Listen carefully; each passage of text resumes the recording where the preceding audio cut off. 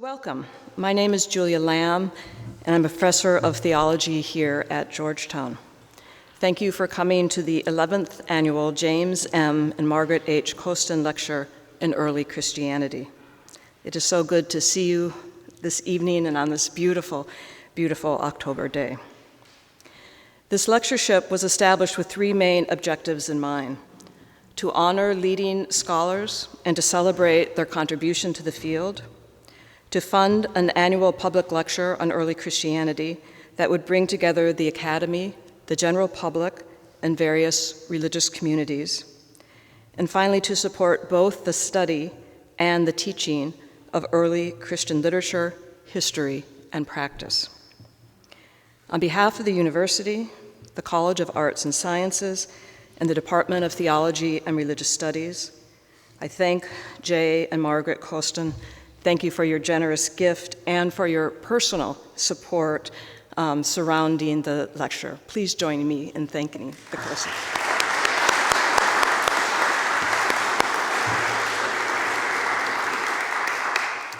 I would also like to thank our co-sponsors for this year's lecture, the Berkley Center for Religion, Peace, and World Affairs, which has provided critical technological and logistical support, and the Office of Mission and Ministry, and especially Mark Bosco of the Society of Jesus for letting us use this beautiful space that is Dahlgren Chapel. This year's lecture is dedicated to the memory of David Tracy, who delivered the third annual Costan Lecture in 2016, entitled Gregory of Nyssa, an infinite, incomprehensible, infinitely loving God. Many of you here remember that stunning lecture. David passed away this past spring. He had taught for decades at the University of Chicago and was one of the most consequential theologians in the world during the late 20th and early 21st centuries. As one colleague said of him, he had the eyes of a hawk and the heart of a dove. To know David Tracy was to love him. He is deeply missed. May he rest in peace. We are so honored to have Cilliers Breytenbach to give the Costan Lecture this year. I've asked Professor Alan Mitchell, himself a scholar of New Testament and Christian origins, to introduce Professor Breytenbach to you. And as he approaches the podium, could I please remind you to silence your phones? Thank you. Good afternoon. It's a real pleasure for me to have the opportunity to address my friend who's giving this year's James M. and Margaret H. Costan Lecture in Early Christianity. That would be Professor Dr. Cilliers Breytenbach from Humboldt University in Berlin and Stellenbosch University in Pretoria. Professor Breytenbach holds a Doctor of Theology degree from Ludwig Maximilians University in Munich. He has also written a postdoctoral dissertation, customarily known as a Habilitationsschrift, in New Testament studies for the same university. He's had numerous faculty appointments in Germany and South Africa, including the chair of New Testament studies at Humboldt University, where he directed the Institute of Early Christianity and Antiquity. He has also been the professor extraordinary of New Testament and Ancient Studies in Stellenbosch University in South Africa. Professor Breytenbach is currently serving as the president of Studiorum Novi Testamenti Societas, the Society of New Testament Studies, the most prestigious learned society for the study of New Testament and early Christianity. Previously, he has been the president of the Colloquium Biblicum Lovaniense, the Biblical Studies Colloquium of the Universities of Leuven and Louvain, and president of the Colloquium Oecumenicum Paulinum, the Ecumenical Colloquium of Pauline Studies in Rome.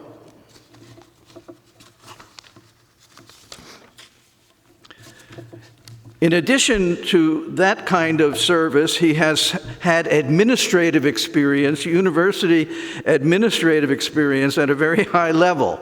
He's been the president of the Kirchliche Hochschule in Berlin, the dean of the theological faculty of Humboldt University, the executive director of the Berlin School of Ancient Studies.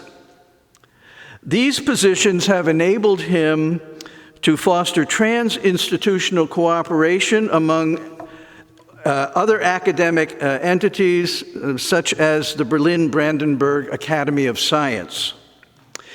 It has also offered him a chance to provide opportunities to bring people together in colloquia, symposia, and conferences, something for which he is especially gifted. When he hosted the annual meeting of the Society for the Study of New Testament in Berlin in 2010, he raised a very high bar, making it the most memorable meeting in the Society's history. 15 years later, no other meeting venue has topped it. Cilliers, we long to go back to Berlin. Professor Breytenbach's work in New Testament studies is not incidental. It has actually been quite integral. He's not shied away from grappling with the difficult issues that accompany any attempt to define Christianity over long periods of time. Whereas some scholars assume that they know the defining characteristics of Christianity, Professor Breytenbach has re-examined important terms that others take for granted, like salvation, reconciliation, concord, atonement, and grace, which carry the burden of dogmatic accretions that obscure their original meaning. He has worked to recover their origins in Judaism and emergent Christianity. Eschewing generalities about the development of Christianity and its wider impact, Professor Breytenbach has focused his attention on regional forms of Christianity, especially in Anatolia and Greece. He's founded a long-term project of studying those regional forms by moving beyond their literary sources to study the evidence that can be gleaned from archaeological and epigraphic sources. To this end, he has established an online database of Greek Christian inscriptions and has made it accessible to other interested scholars who share his desire to know just how Christianity has spread in the first 3 centuries. This extensive work builds on the early 20th century quest that Adolf von Harnack established in his mission and expansion of Christianity in the first 3 centuries. While Professor Breytenbach's project acknowledges the debt it owes Harnack, while moving beyond his work to present a more accurate account of the rise of and expansion of Christianity even beyond the 3rd century, this has been his goal. To date, there are 6 monographs in the series Ancient Judaism and Early Christianity, published by Brill. Professor Breytenbach has edited the volumes on early Christianity in Greece and early Christianity in Asia Minor. A consummate exegete, Professor Breytenbach is currently working on a commentary on the Gospel of Mark. In addition to his legacy of published works and lectures, he has trained the next generation of New Testament scholars in Germany. He's directed 17 completed dissertations, with 2 still in progress, and 6 postdoctoral dissertations. On a personal note, we have known each other for 30 years. He has generously and graciously welcomed me to the theological faculty and its magnificent library at Humboldt, and to the Institute of Early Christianity, which he has directed.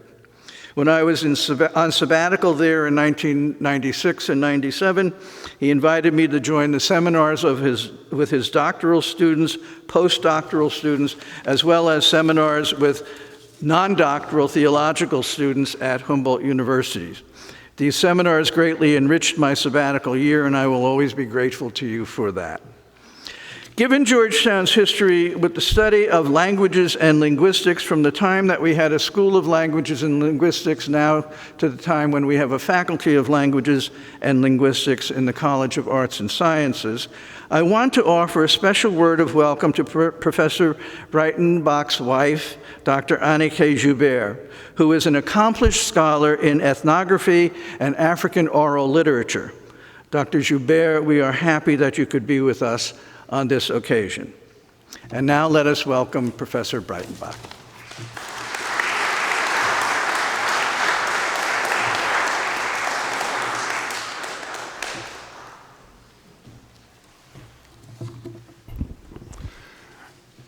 Thank you, Ellen, for the kind words. Thank you, Julia, for the honorable invitation. And thank you, Jay and Margaret, for the wonderful hospitality and the great honor to be able here in this beautiful surrounding to address such an illustrious audience. So, morality beyond kinship, the rise of early Christianity. By morality, we mean the set of values that guide people to act in ways with social consequences for themselves and for others, whether as individuals or as members of a group. In this lecture, I shall focus only on morality beyond the sphere of kinship. In other words, on its role in shaping relations beyond family ties within communities of Christian faith and between these communities and their non-Christian contemporaries. In the ancient Mediterranean world, kinship was the fundamental organizing principle of life. Family, household, clan, and civic identity formed the bedrock of obligations and belonging. In this context, to be moral meant honoring one's pater familias, ensuring the continuation of the family line, maintaining the ancestral customs of one's tribe, city and district, and fulfilling the duties these ties entailed. These duties were inextricably connected with the reverence of the gods, protecting the households, the clan, the city, or the district. In part A of this lecture, I have selected from the New Testament and other early Christian texts 4 important aspects that illustrate morality beyond kinship up to the 4th century of the Common Era. As far as the evidence permits, I shall also add an external perspective on these 4 aspects by referring to well-known remarks by non-Christians on the conduct of the faithful. Since there's always a tension between, on the one hand, the morality advocated by preachers and teachers or claimed by Christian apologists, and, on the other, the morality actually practiced, we require a kind of a litmus test, a reality check to determine whether morality beyond kinship was more than an idealized discourse of early Christian writers. At the end of each of the 4 sections, therefore, I shall turn to case studies, mainly based on epigraphic evidence from Christian funerary monuments to illustrate behavior and kinship in local Christian communities. As far as possible, I focus on evidence from the period before Constantine. In a final, much shorter part B, I shall draw together some general conclusions with reference to the rise and sustainability of Christianity. So, A, how the believers in Christ saw themselves and how they were perceived from the outside. First, the new family of Jesus. Jesus of Nazareth is remembered for striking words that can still be identified in the earliest strata of the tradition. Let the little children come to me. Do not stop them. Yet, he is also reported to have said, whoever does not hate father and mother cannot be my disciple, and whoever does not hate son and daughter cannot be my disciple. These challenging sayings had the potential to disrupt the nuclear family. And, in fact, that is what seems to have happened. The Gospel of Mark, written earlier than Matthew and Luke, records that Peter, Andrew, John, and James left their fishing boats, their family, and their livelihood in order to follow Jesus. Jesus' message appears to have provoked tension even within his own family. Mark tells us that when his mother and brothers arrived in Capernaum, Jesus redefined kinship by extending it beyond the household. Looking at those gathered around him while he was teaching, he declared, "Here are my mother and my brothers. Whoever does the will of God is my brother and sister and mother." Like Jesus himself, his earliest followers were Jews, mainly from Galilee. Their belief that God had raised the crucified Jesus pushed the interpretation of his words beyond the boundaries of the original circle. Paul presents the risen Christ as firstborn among many brothers. All believers are adelphoi, brothers and sisters, adopted as God's children. Through baptism into Christ, non-Jews too became part of the offspring of Abram, grafted into Israel. Paul urges the faithful to love each other as siblings. Jewish tradition placed a strong emphasis on natural family ties. Philo, for instance, regarded kinship and genealogy as intrinsic to piety, while Josephus stressed their importance for Jewish identity. From a Jewish perspective, Christians' disruption of family relations between parents and children, between siblings, and above all, its claim that non-Jews could also belong to the family of Israel without ancestry and without conventional obligations, threatened inherited structures. Second century Christian writings confirm that redefined kingship had become normative. In the text from the second century, believers address one another as brothers and sisters.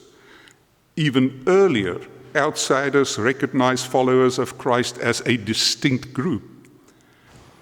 According to the surviving Greek fragment of the Apology of Aristides, a Christian philosopher from Athens writing in the first century of the second century, in the first quarter of the second century, Aristides reiterated the Christian ideal of a more egalitarian community. He offered a number of examples.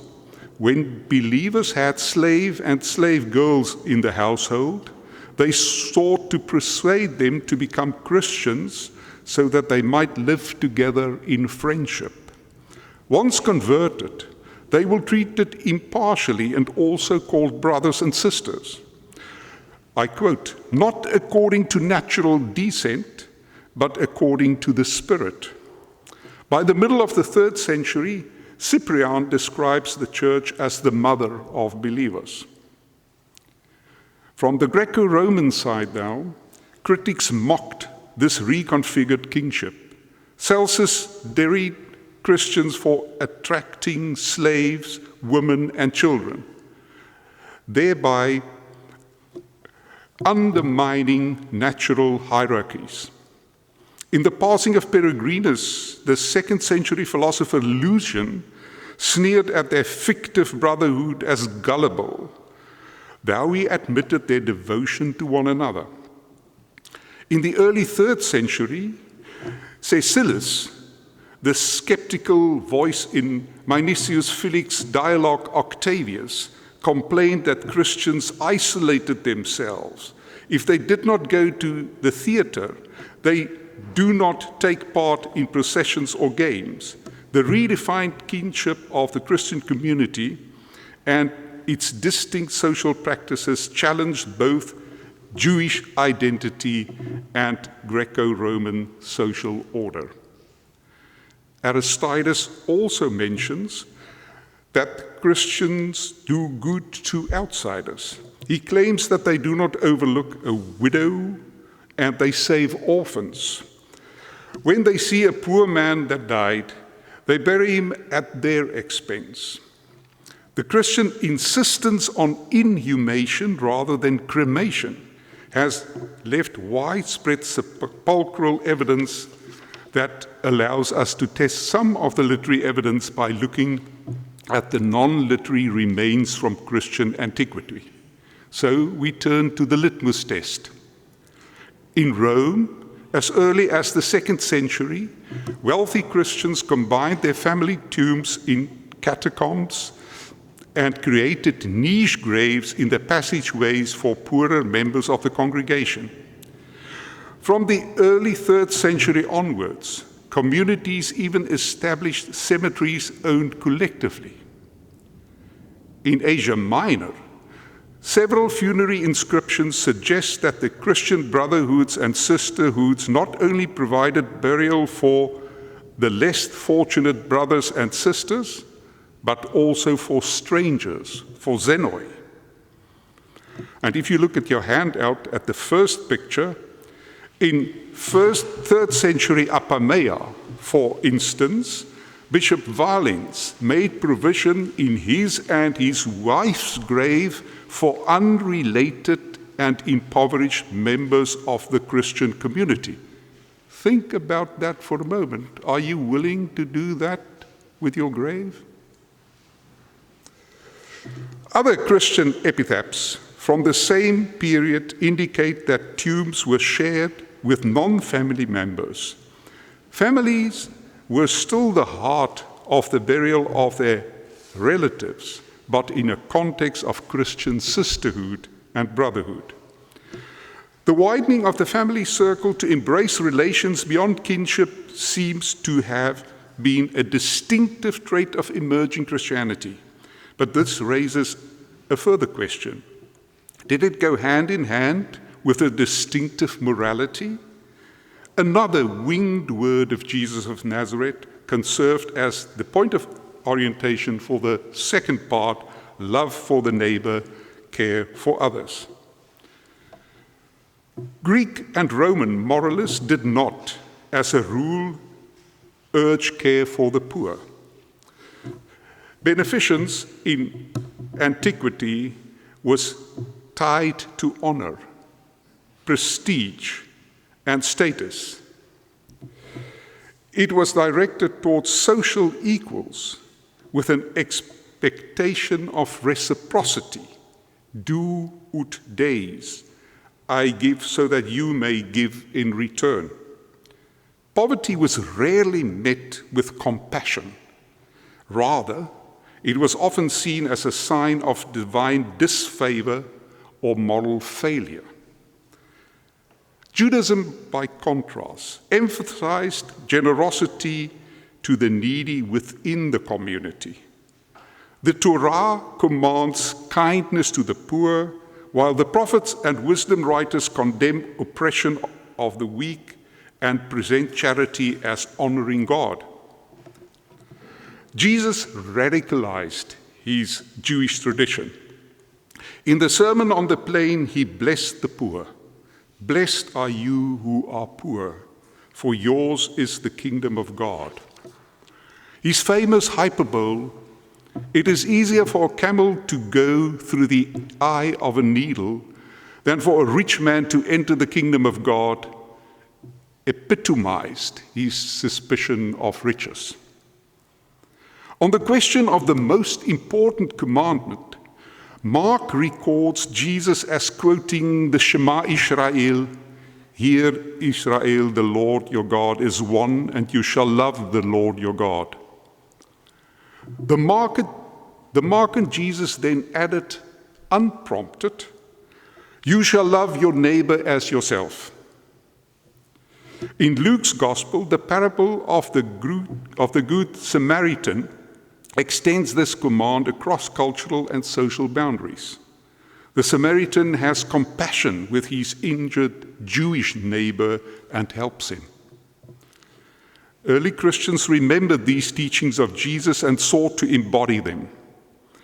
The Jerusalem church consisted of Aramaic and Greek-speaking believers. They shared everything. 7 deacons were appointed to oversee the fair daily distribution of food to the Greek-speaking widows. Paul taught Jewish and non-Jewish believers that love of the neighbor fulfills the law. His collection among the non-Jewish believers in Galatia, Macedonia, and Corinth for the poor Jewish followers of Jesus in Jerusalem expressed solidarity across geographical and cultural divides. It was the impact of Jewish tradition, radicalized by Jesus, that gave rise to the first forms of organized charity in Western history. It arose with emerging Christianity. From the 2nd century onwards, the practice is widely attested. However, Jesus' concern extended beyond the poor to those in the Jewish tradition who were stigmatized as social outcasts. Mark narrates his gut-felt compassion for a leper. Jesus' followers included tax collectors and sinners. In defiance of both Jewish and Hellenistic convention to avoid company with the morally deficient, he even dined with them. Christian documents emphasize that from the very beginning, charity was a defining mark of Christian life. Importantly, this generosity extended beyond one's own household or group. In the 2nd century, from Athens, Aristides wrote, I quote, "Generously the Christians provide, the one who has to the one who has not. Strangers, when they see them, they lead under their own roof and rejoice in him like a real brother."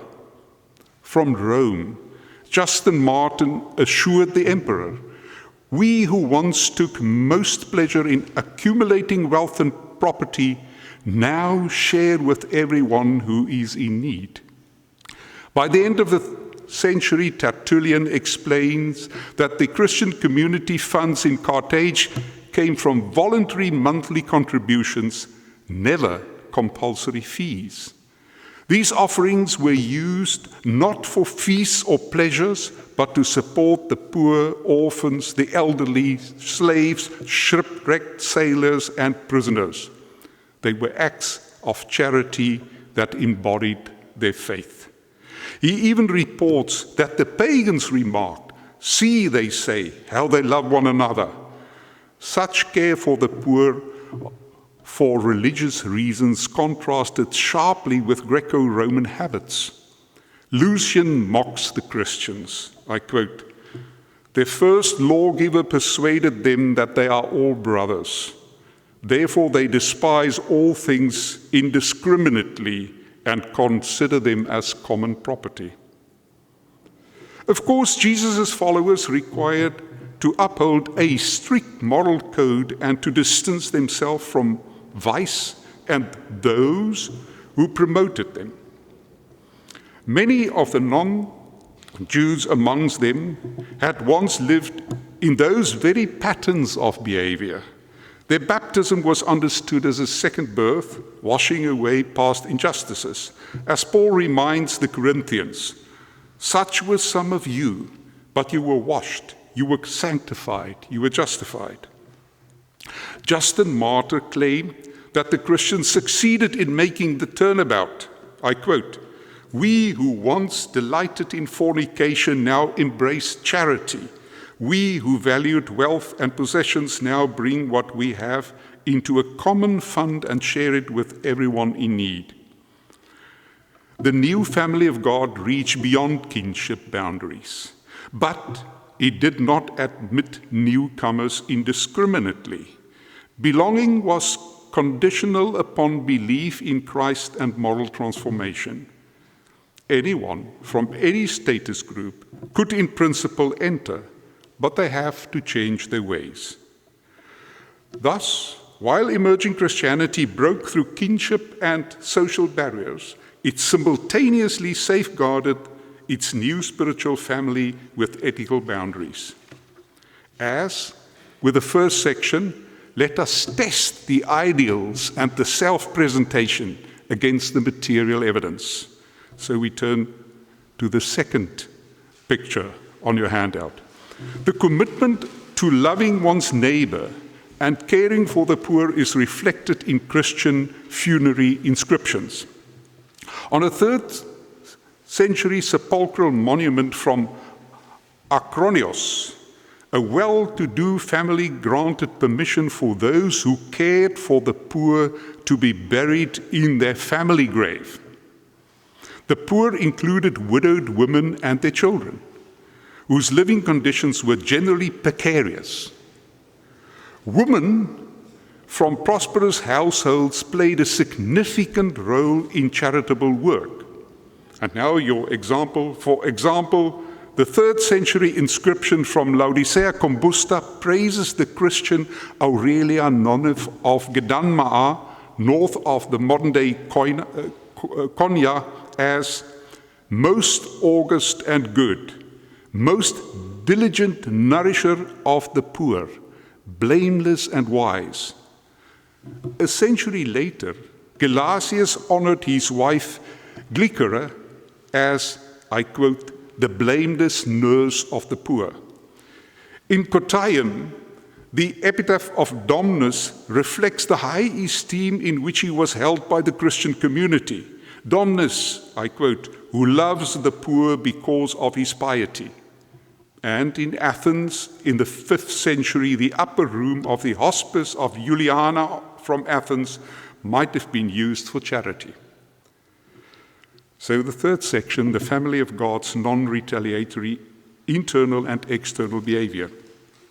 The command of Jesus to love your enemies profoundly shaped early Christian household ethics. This principle extended the moral vision of the community beyond the conventional reciprocity. Christians were instructed to practice care and forgiveness, not only toward family and fellow believers, but even toward those hostile to them. Paul reinforced this ethic in his letters, urging believers to overcome evil with good and to refrain from retaliation. Bless those who persecute you. Bless and do not curse them. The radical ethic of non-retaliation and enemy love articulated in Matthew 5:38 to 48 was eagerly adopted by early Christian teachers. From catechetical manuals and apologetic writings to systematic commentary, Matthew 5 was consistently received as a distinctive marker of Christian morality, distinguishing the new people of God from both Jews and non-Jews. Justin Martin, for example, defending Christian distinctiveness, writes, "We who formerly hated and murdered one another now live together and pray for our enemies." The command to love one's enemy was thus enacted within the communal life of the church. Tertullian radicalizes this principle further, forbidding participation in retaliation even in civic courts. To love one's enemies, he writes, is unique to Christ. Origen emphasizes that loving enemies does not entail approving wickedness, but rather loving the sinner as God's creation. Early martyr tradition consistently portrayed martyrs as forgiving and praying for their prosecution, modeling their stance on Luke's narrative about Jesus, Father, forgive them, and the first martyr, Stephen, Lord, do not hold this sin against them. Christians take up this line of action. It is told that the martyr Polycarp, before being burned, prayed not only for the church, but also for his enemies and his persecutors. Eusebius reports that the martyrs of Lyon and Vienne prayed for those about to execute them. Around 180 Common Era, The Cillian martyrs are also refrained from cursing Caesar, praying for him instead. This behavior did not go unnoticed.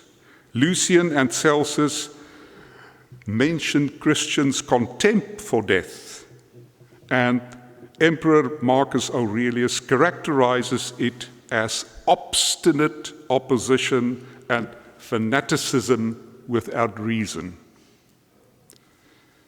However, adherence to Jesus' instructions in Matthew's Sermon on the Mount or the examples of Jesus and Stephen were not universal.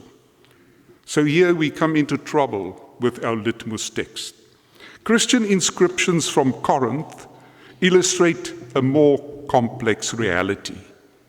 Graffiti carved into the floor tiles at the back of the Budrumbi arches, formerly a prison, date from the 5th or the 6th centuries. These inscriptions suggest by then Paul's injunctions and Tertullian's warnings that Christians should not deliver each other to secular judges had been largely forgotten. The graffiti revealed that Christians were still responsible for imprisoning others while simultaneously appealing to God for justice. Some invoke aid for the release, but if you look at the third example of your handout, others called for punishment, even a horrible death for those who accuse them. As in inscription 2809, Lord, do not have mercy towards those who put us here. Or, Lord, destroy Leonarius, through whom we came to be here. These inscriptions indicate that despite the ideal of non-retaliation, Christians struggle to live consistently according to the teachings of Jesus and early church authorities. They reveal the tension between moral ideals and human behavior, even within a largely Christianized society of the 5th and the 6th century. Our fourth section: citizenship and allegiance beyond the earthly city.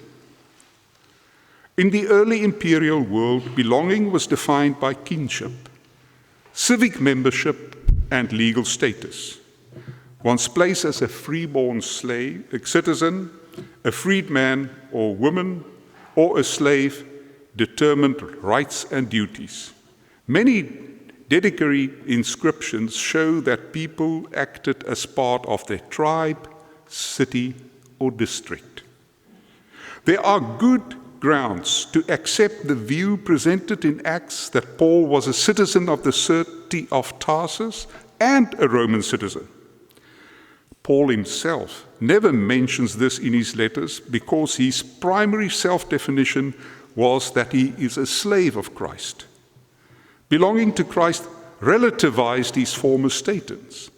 In Philippians, he sets aside his ancestral privileges, circumcised on the 8th day, of the people of Israel, of the tribe of Benjamin, a Hebrew born of Hebrews. Yet, whatever gains I had, these I have come to regard as a loss because of Christ. He further declares, our citizenship, politeuma, is in heaven. Allegiance was thus transformed. While believers prayed for earthly rulers, they belonged to a new politeuma, whose authority came from heaven rather than kingship, and their ancestral city was not where they were born or even Rome. This theme recurs throughout Paul's letters. In Galatians, he asserts that those who were baptized into Christ are neither Jew nor Greek. There is neither slave nor freeman. There is neither male nor female. For you are all in Christ Jesus. Later in Ephesians, non-Jewish believers are fellow citizens with the saints and the members of the household of God. Secular boundaries of kinship, tribal, civic, and regional belonging were thus transcended by heavenly citizenship. 2nd century authors illustrate this expanded vision. The letter of Peter is addressed to temporary residents. The epistle to Diognetus calls Christian alien residents, paroikoi. They live in their own countries, but only as sojourners. Every foreign land is their fatherland, and every fatherland a foreign land. Christians were loyal as long as earthly obligations did not conflict with those of their heavenly citizenship. This had implications for their relation to earthly authorities. Justin Martyr stresses Christian obedience to rules and payment of taxes, while emphasizing that ultimate loyalty rests with God and Christ. By the end of the century, Tertullian echoes this in dual posture. Christians prayed from the heart for the safety, longevity of emperors, a secure empire, a stable home of the emperors, strong armies, a faithful senate, an honest people, and a peaceful world. Nevertheless, Tertullian places the majesty of Caesar beneath God and refuses to equate the human emperor with the divine. He will not call the emperor God. While Christians shared civic space, the markets, baths, shops, and the economic realm with their fellow citizens. Yet for religious and moral reasons, they abstained from civic sacrifices, gladiator games, spectacles, processions celebrating the gods. Instead, they cultivated charity. Pliny the Younger, governor of Pontus Bithynia, reports about around 110 CE that Christians met separately, swearing moral oaths and rejecting idolatry. Within a polytheistic world, their refusal of bloody sacrifices damaged the local economy and provoked accusations of atheism. The Christian apologists argued in defense that they do believe in one God and that they prayed for rulers, obeyed laws, and fulfilled civic duties. But there it stopped. There's only one true creator God. The other so-called gods are idols. Since devotion to the gods and reverence to the emperor were connected, the refusal of the believers to participate in traditional cults which intend to appease the gods so that they can protect the cities and the empire was seen as grave disloyalty. Tacitus even characterized the Christians as displaying a hatred of the human race.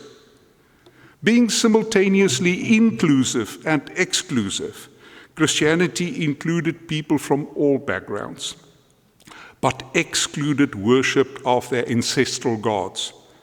Celsus and Lucian accused Christians of thereby undermining civic cohesion.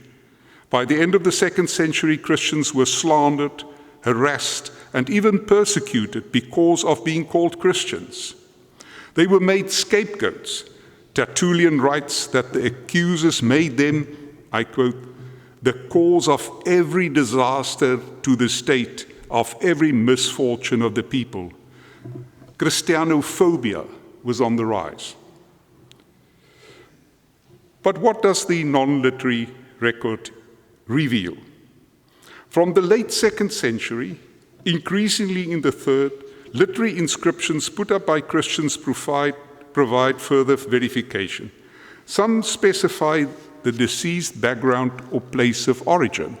It was a time of high mobility. A survey of toponyms and ethonyms on burial inscriptions in Central Asia Minor shows that during the 3rd and 4th century, many Christians in Lycaonia and Phrygia came from other parts of the empire. Regional analysis of Greek epigraphy confirmed Christianity's appeal across social classes and cultural backgrounds. In the rural areas of the southern part of the province of Galatia, for example, it spread among Roman or Italian settlers who had already intermingled with the local indigenous Lycaonians and Isaurians. In Lystra, Christian names on monuments reflect the profile of the broader mixed population, including descendants of the Roman colonists. In Iconium, the predominance of Greek names among Christians show that Christianity was strong among the Hellenized urban population. The occurrence of the family name Aelius in Iconium indicates that some of these people were descendants of the family granted Roman citizenship under Emperor Hadrian at the beginning of the 2nd century. Material from the city Akmonia in Phrygia illustrates the complex social milieu in the 3rd century. Italian immigrant families coexisted with Christians, Jews, and worshippers of the highest God. Gravestones from Oimenea indicated that deceased Christians held influential positions in society. They were members of the city council, of the Gerousia, or of the city tribes. In the small towns of the upper Tembris Valley, wealthy Christian farmers became magistrates and community leaders. Similarly, in Iconium, Laodicea, Combusta, and other Phrygian towns, Christians occupied prominent civic offices long before Constantine. These data demonstrate that Christians were far from isolated. They were integrated into the wider social and economic life of their cities. The inscriptions show that leading rural families often supplied bishops and presbyters. Whole families were Christian, and offices such as presbyter or deacon frequently remained within family lines. With the time, the initial disruptive impact of Jesus' word on family life and civic life under Christians seems to have eased, except when persecution occurred. A vivid example is the last picture on your handout. Marcus Julius Eugenius of Laodicea Combusta was the son of a city councillor and married to the daughter of a senator. He came from a family of Roman citizens with sufficient wealth to qualify for the office and probably owned an estate in the region. This was before the rule of Maximinus Daia in 305 to 330 Common Era. Then he served in the provincial administration. But when the emperor mandated participation in pagan sacrifices, Marcus Julius Eugenius, in defiance, abandoned his office. The inscription records his suffering under persecution, eventual flight to Laodicea, and rapid rise in the local Christian community. He became bishop, holding office for 25 years, and led the rebuilding of the church, largely funded from his wealth. In conclusion, Christians maintain loyalty to their heavenly polity while fully participating in civic life. But there was a limit. As Tertullian observed, and I quote, "So that is why Christians are public enemies, because they will not give the emperors vain, false, and rash honors."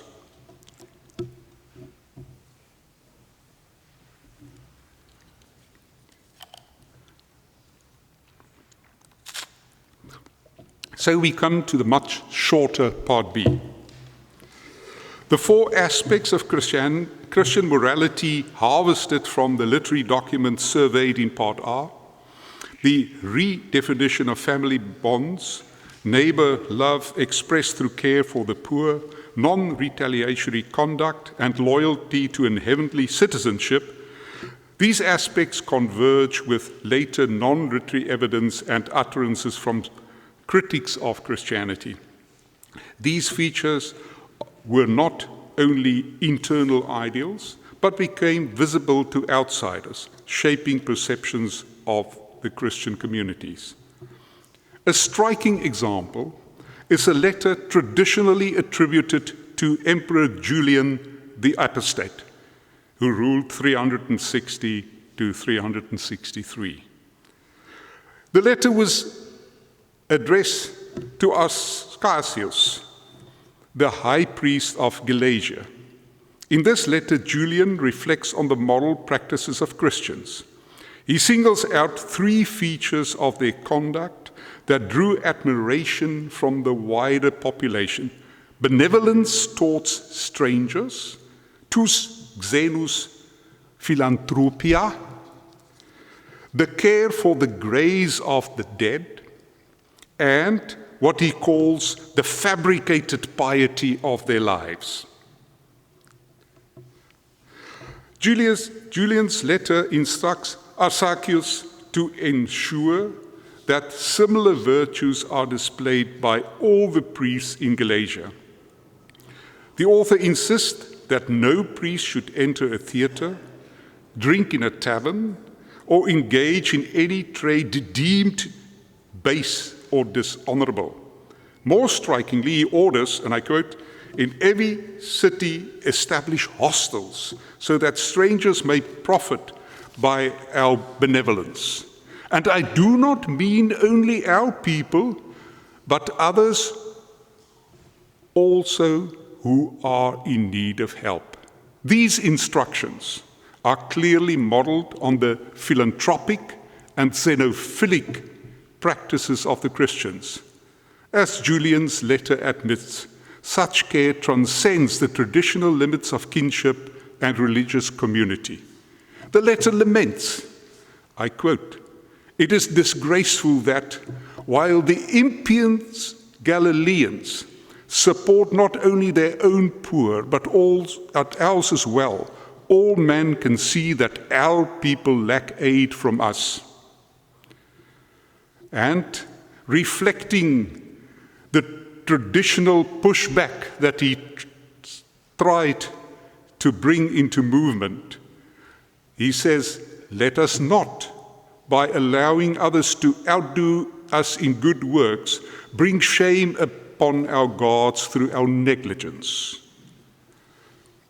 It is a question still under debate if, as some scholars have argued, this letter is a later, perhaps 5th century forgery. Nevertheless, it provides a valuable testimony to the moral features of Christianity that made a lasting impression. Among these were charity, hospitality towards the strangers, in the sense of wanderers or refugees, and the provision of burial assistance that extended beyond kinship boundaries, indeed beyond religious affiliation altogether. Taken together, these practices illustrate that morality beyond kinship was not a marginal element, but a decisive feature of early Christianity. They embodied the redefined family of God, gave practical form to the command of neighbor love, expressed the ethic of non-retaliation through generosity, and manifested the conviction of belonging to a heavenly politeuma or citizenship. More than any apologetic claim, such lived morality convinced observers and critics that Christianity represented a distinctive way of life. It is therefore clear that together with other general and local factors, morality beyond kinship contributed significantly to the expansion of early Christianity. And this was the paradox that Julian himself, or in the case of a forgery, the unknown author of a then spurious letter, could not deny. Moral behavior, limited by the boundaries of family, tribe, demos, citizenship, religious affiliation, cannot achieve what love beyond kinship achieved.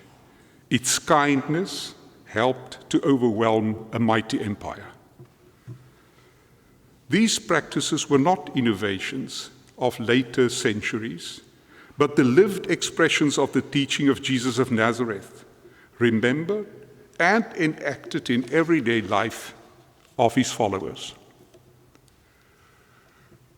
Within times of high mobility and severe animosity, Christianity should never forget its moral tradition to act philanthropic and xenophilic without retaliation, opening up the boundaries of kinship and civil society.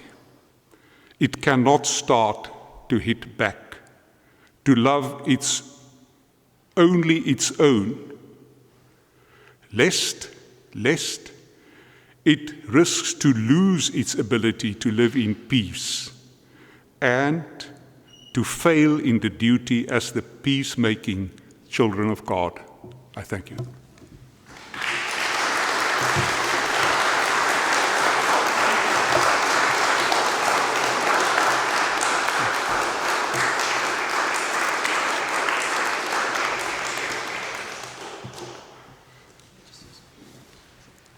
Thank you. Thank you so much. That was really wonderful.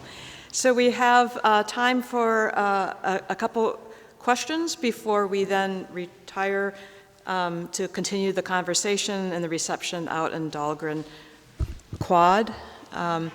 There are students here with microphones. If you have a question, if you could raise your hand, and they'll come to you. And also, if I could respectfully request that you resist any temptation to give your own mini lecture, that would be great too. Okay, thank you.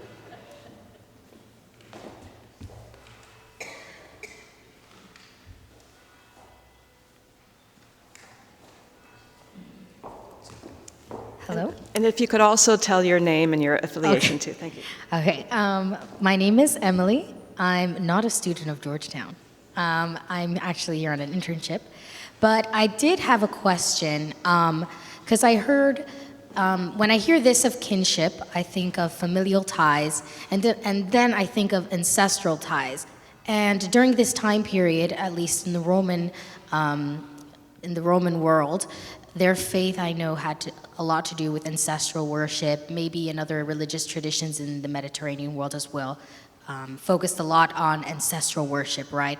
So my question is, how did Christianity, how was it able to reach these people and make them abandon this pillar of their religious affiliation, specifically the ancestral worship? I don't know if you've encountered that in your research. Yes, thank you for the question. I would just like to redefine ancestral worship. I would not like to understand it as if you have in some African and other religions the reverence for the previous generations. Ancestral worship in Greek religion meant to keep to the gods that were revered by the family. And of course, there were long traditions, and it is not so that the reverence for the gods was the same in every place. It was different, for instance, in Asia Minor, where you had other gods as the gods of the Greek Olympia that you had in Athens, Attica, and the rest of Greece, although the Greeks came with that to Asia Minor and superimposed it on the situation. But that said, it is one of the great mysteries for me how Christianity really succeeded in this. One of the things is there were already developments of monotheism in the ancient world, also philosophically revering, shall I say, the one, and the first mover, to say that with Aristotle. And that, of course, helped Christianity, but they were different other things. For instance, Artemis was revered because of the protection she gave to girls that were not yet, did not yet make the transition to womanhood. And people who wanted to misuse that had to reckon with Artemis. So I always asked how Christianity, focusing religion on the one God only, even if Trinity develops, succeeded in replacing all these other things. To whom did women pray or give offerings when they wanted to become pregnant? Who helped to keep the house safe and food? So all these functions were initially projected on God and Christ, and then with a time on Mary. But I think it's only later, at the late antiquity and in the Byzantine times, that some of the martyrs became heroines, and Christians prayed to them for such functions.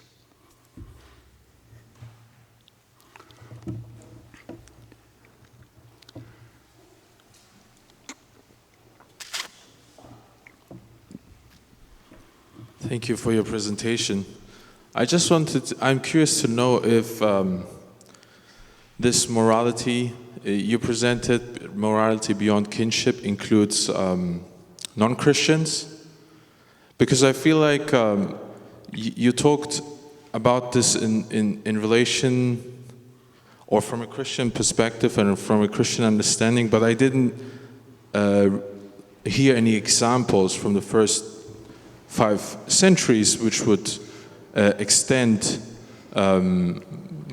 morality beyond like Christian belonging, because you talked about Christian belonging also in terms of faith. Because I feel like it creates this tension between extending morality and inclusion, and on the other hand also like creating borders in order to keep one's own identity. Thank you. Yeah. I come back to the so-called letter of Julian that I cited in the end, where it is explicitly cited that the Christians buried also those that were not from them. And there is more evidence that during great, shall I say, things like what they regard was a kind of a pest in the ancient world, the Christians looked after the corpses of the non-Christians. And as I said, we have some inscriptions that tell us that they were, in the families, made space for people that were underprivileged or were poor and died, and they buried them. So I think there is evidence that it is beyond the Christian group.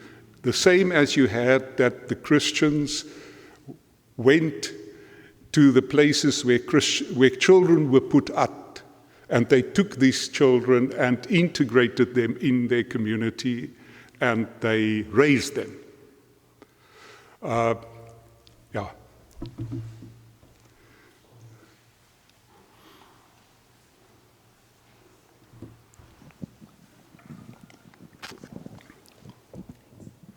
Hi, thank you for your lecture.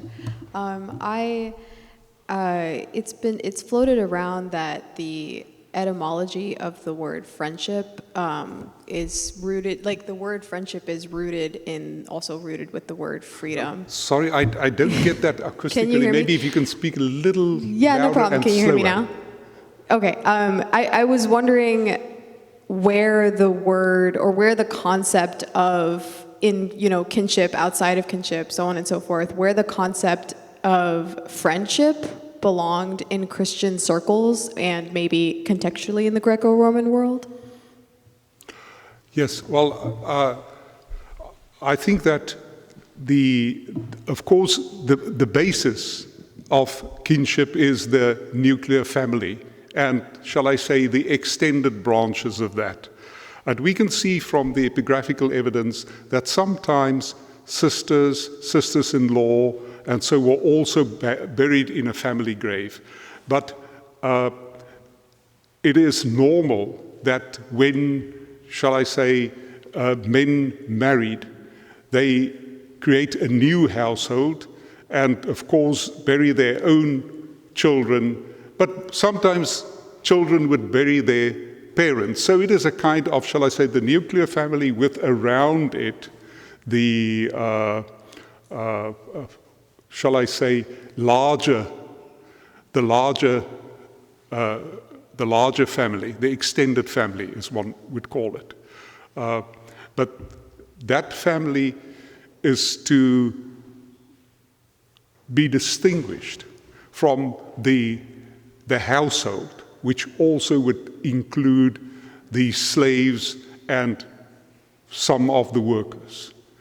But it seems as if Christianity, as I read from Aristides, were willing to integrate the slaves into the brotherhood if they became Christian, and treat them as brothers and sisters, as it said, philanthropically in the Greek.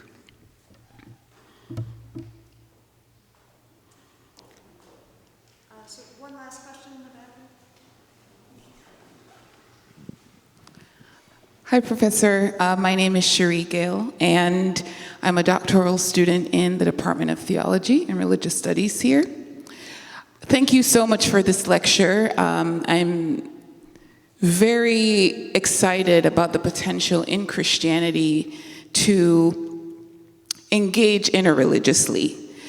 I also have an etymological question about this term kinship. And I'm thinking of it in relation to ethne, as it gets used. Ethne gets used in the New Testament. Can you say what or whether those two concepts are related as you see or as you use the term kinship? And also, when Paul talks about the ethne in the New Testament, is he speaking of, or is he, do you think he has in mind the Hellenization of that sort of the Mediterranean basin?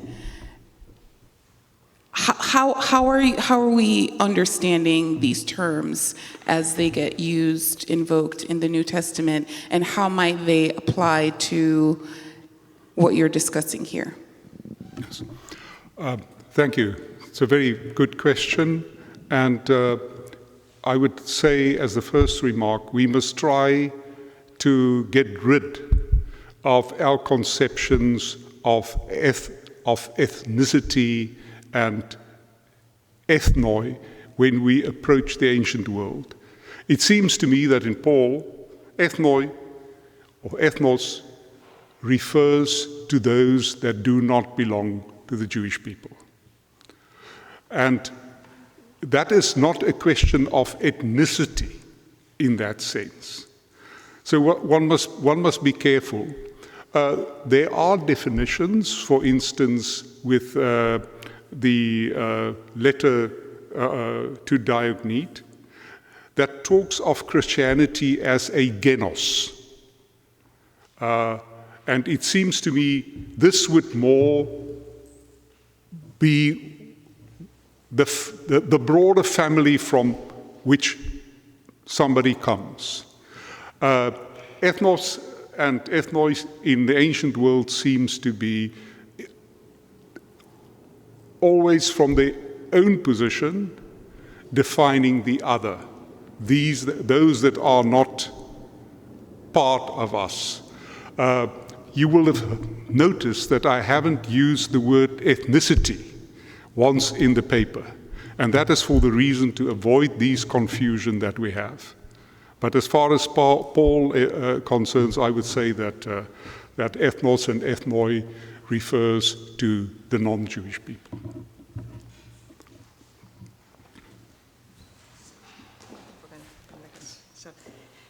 Professor Breytenbach, thank you so much for a wonderful talk and for words, as you suggested at the end of your talk, that we here in America really sorely need during these days. So please join me in thanking Professor Breytenbach.